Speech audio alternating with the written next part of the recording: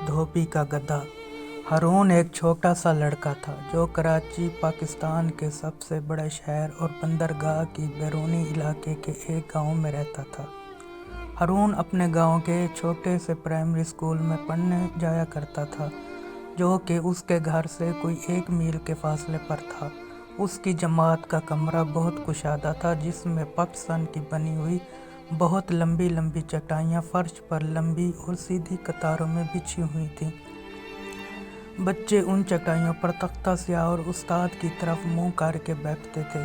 बच्चों के लिए कोई मेज़ और कुर्सियां नहीं थीं, सिर्फ एक डेस्क कमरे में सबके सामने की तरफ था, जो कि सिर्फ उस्ताद के इस्तेमाल में था। वहाँ एक तरफ एक अलमारी भी थी, जिसमें बच्चों की कापियाँ और किताबें वगैरह रखी हुई थीं। उन चंद चीज़ों के अलावा उस कमरे में कोई फर्नीचर नहीं था। उन दिनों में गांव के छोटे स्कूलों में आम तौर पर यही तरीका होता था। हारून एक अच्छा लड़का था, जो कि अपने बड़े बुजुर्गों, अपने वालिदैन और अपने उस्ताद की इज़्ज़त किया करता था।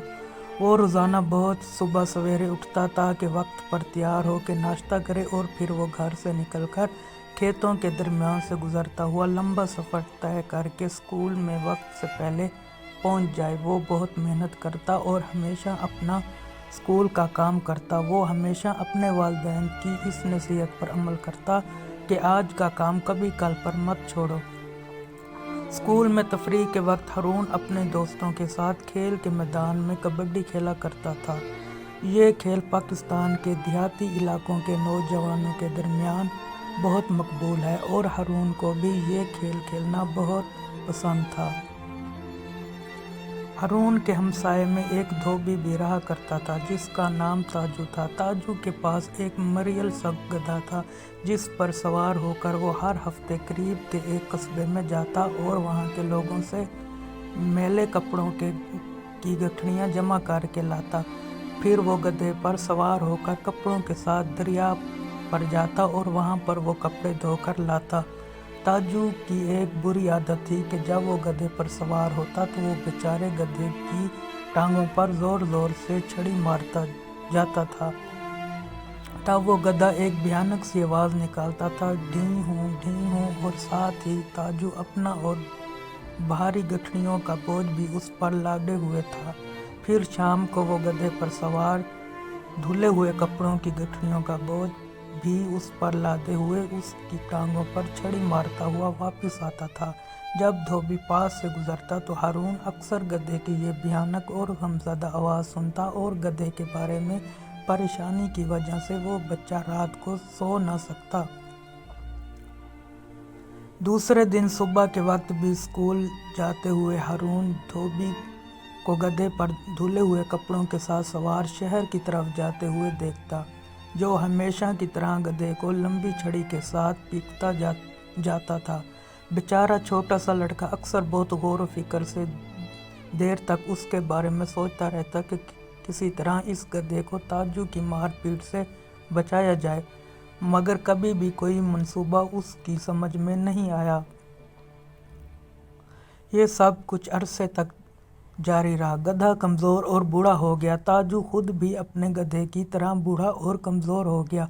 उसका नतीजा ये हुआ कि धोबी शहर से इतने ज़्यादा कपड़ों की गठड़ियाँ जमा करके धोने के लिए नहीं ला सकता था। इस वजह से वो अब ज़्यादा गरीब हो गया था, और उसको अपने गधे की देखभाल पहले से ज़्यादा मुश्किल लगती थी। अब ताजू ने गधे को ताज़ा सब्ज़ घास की बजाय बचा कुचा खाना देना शुरू कर दिया, लेकिन उसके गधे को पीटने की आदत नहीं बदली। फिर ऐसा इत्तेफाक हुआ कि हारून ने अपने प्राइमरी स्कूल के फाइनल इम्तिहान को अपनी जमात में सबसे ज़्यादा नंबर हासिल करके पास कर लिया। हेड मास्टर ने उसके सर्टिफिकेट के साथ उसे एक ख़ास इनाम भी दिया।